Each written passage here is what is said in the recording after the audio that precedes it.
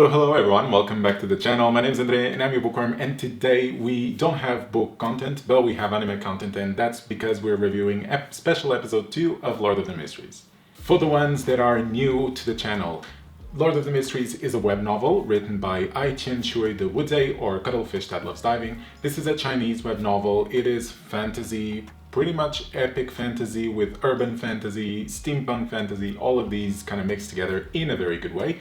I have read so far 6 volumes. I'm currently on the 7th. I have reviews for all of them except for the 6th volume. That one is coming up in the coming weeks, so wait just a bit longer and you'll have that. You can check out the rest through the thumbnails up above. But this web novel also has been adapted to an anime that came out very recently. I watched the first season, reviewed every single episode, and now in the past weeks they've released 3 special episodes. I've reviewed the first special episode a couple weeks ago. Now we're diving into the second one. I haven't seen the third one yet, but once I see it, I'll just do a review as well for that one so that we can all share our opinions. But okay, so just for some context, the second and third special episode are one arc. They're basically a continuation where, since the first episode was its own contained thing, which, by the way, if you haven't seen the review, I loved that episode. I think it did so much heavy lifting that needed to be done. So I'm really glad that that episode was out. This one, it's pretty much the first half of an arc, and that arc is an arc related to Qilangos and the creeping hunger, which happens in the first volume. If you've read it, you know exactly what I'm talking about. If you haven't, then I recommend you read it or watch the anime and figure out this. One of the things that I mentioned for the first special episode was that I really loved it because we didn't just follow Qian, which is our main protagonist. In the first special episode, we got a lot of context around another character called Derek Berg and the City of Silver, the Fallen Land of Gods, all of those. I think that was great to give context to that part of the story because it will be super relevant in the future. This time around, we also get more relevance to other characters, not necessarily Qian. Qian is more prominent in this episode than in the previous one. However, he doesn't take center stage all the time. We also have Alger and Audrey, the other 2 people from the Tarot Club that are quite present in this episode, and I'll just talk how the episode goes and you'll see how much we emphasize these 2. So okay, we start the episode with Alger on the ship, kind of battling, and eventually, once the battle settles down, he finds Qilangos, and we find out that they have some history put together. They were in some sort of friendship, relationship. However, Qilangos wants him to join, or wants Alger to join him, and Alger doesn't really want to do that because it will go against his religion, and there's a bit more complications than that I don't want to reveal, but I think they did this scene really well because in the web novel, we know that Alger wants Qilangos to disappear, but we don't know exactly why.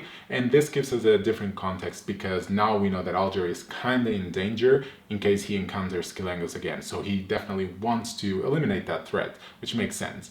And on top of that, Qilangos has a very powerful artifact, which is creeping hunger. And right in that first scene, we get a sense of how powerful that is because he does a couple things that are quite scary. At the same time, he can metamorphose into another person, which was really cool for a different reason. If you read the web novel, you know that that power in specific will be quite important later on.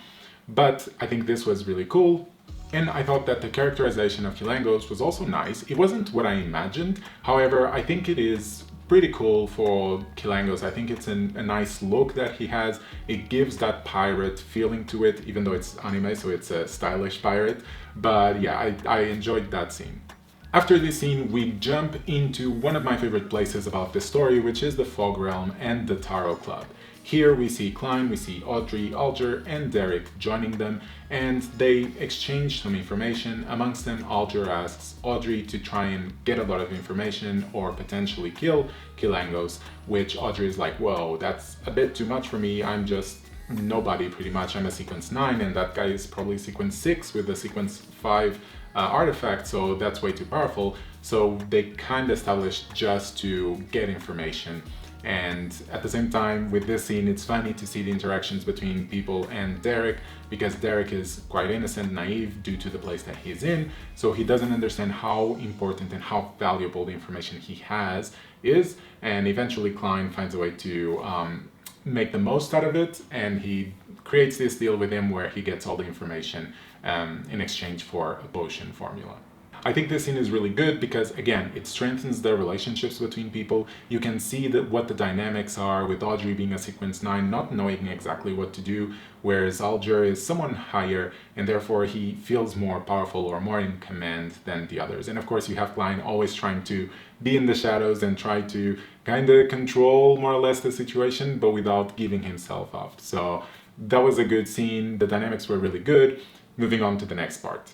This part was a bit weird. I understand what they were trying to do, but I don't know if it was the best way to do it. Anyways, we jump into Backland with Audrey and Susie, which it's always nice to see Susie because it's a funny character. I'm sad that she doesn't show up as much in the web novel anymore. She's like mentioned here and there maybe, but doesn't play a critical role as she did at the start. But it's still funny to see her and Audrey, and they're basically in this ceremony inaugurating a warship where we get to see a lot of nobles, and Audrey kind of afraid to try and find out where Kilangos is. Since Kilangos can mimic another person, she needs to use her powers as a Sequence 9 spectator to try and find out if someone's acting abnormally. At the same time, we also see an important character who is the king. The king had an interesting characterization. I did not imagine him like that. He kind of looks a bit frail, but also a bit crazy and a bit like a fool of the court, not necessarily the king, but I guess that it doesn't play that big of a role at this point for me to worry too much about his characterization. I just noticed it and I thought it was not what I would have picked, but it's still fine. After this, we go into, I think, my favorite scene of this episode, which is Audrey in an office with another nobleman who is introducing her to a character that will become quite important, and that is Force. Force is introduced in this episode. She will become really important, as I said, and you see immediately some of her powers. You see that she's a different sequence from everyone else so far. She has this bracelet with stones. It's weird, and at the same time, they create this alliance, this partnership between Force and Audrey, where Force will try to get information about Kilangos as long as Audrey helps Force's friend to get out of prison. And who is that friend? It's Zio, another really important character. Now, I wasn't expecting Zio to show up so early. Force, I was surprised, but I was like, okay, yeah, makes sense considering the timeline. Now, Zio was maybe the character that I disliked the most in terms of characterization. I did not imagine her whatsoever like an Arya from A Song of Ice and Fire, but blonde, and I don't know, it was a characterization that I thought weird, not how I imagined, but I'm just gonna go with it from now onwards. But anyways, we see her, we see some of her powers as well, which is good because again, everyone's a different sequence. It will be good to get this context about what kind of powers they have, even if they're weak at the moment, because everyone's pretty much a sequence 9. So that was really cool to see. As we progress through the episode, we see that both Zio and Force together gathering information or trying to, asking people, bribing people, all of this to get enough information about Kilangos that eventually leads them to this house where they go, and the house looks very creepy, and they're trying to figure out what's happening when they sense that they've been detected and they are about to be captured by Kilangos himself, when Force uses one of the stones of her bracelet to escape and save herself and Zio. You, from this point, notice that, yeah, the bracelet has fewer and fewer stones because every time that Force does this, she loses one of those stones to travel. Now, this also means that they only have, I think, 1 or 2 more times, and those will need to be used very carefully. The episode kind of ends with Kilangos saying that he will capture them. There is this tension in the air, but we don't know exactly what will happen. I think overall the episode was good. It was a lot of setup for what's going to happen in the next episode, which will be the climax. I enjoyed the episode.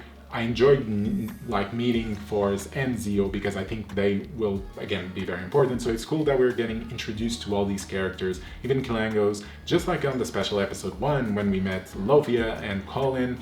All of these characters give me the sense that this is a true epic, and there are so many characters that will be so pivotal.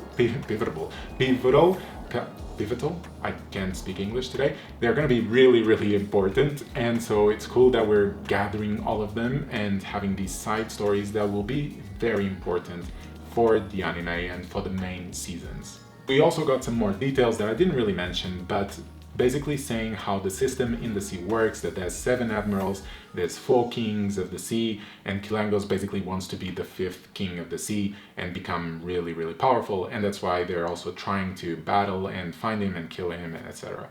So a lot of world building in that sense of like we're building the world with a lot of depth, but it was good to introduce 2 new characters, develop the relationship between the other characters that we have. So I think this episode did a lot of good things, but at the same time it might be a bit, or it might seem a bit slow for people because there is a lot of setup. Next episode, I bet it's going to be amazing. There's hopefully going to be enough action to just be really exciting. But I mean, I think it's time for you to tell me what you think. So did you like this episode? Do you agree with me that there was a lot of setup? Do you agree with all the characterizations of the characters? Or do you think, like me, that Zio was maybe not the best choice? Comment down below and let me know. And if you're new, don't forget, subscribe, like the content, and you shall be seeing me on Thursdays and Sundays, okay? See you soon.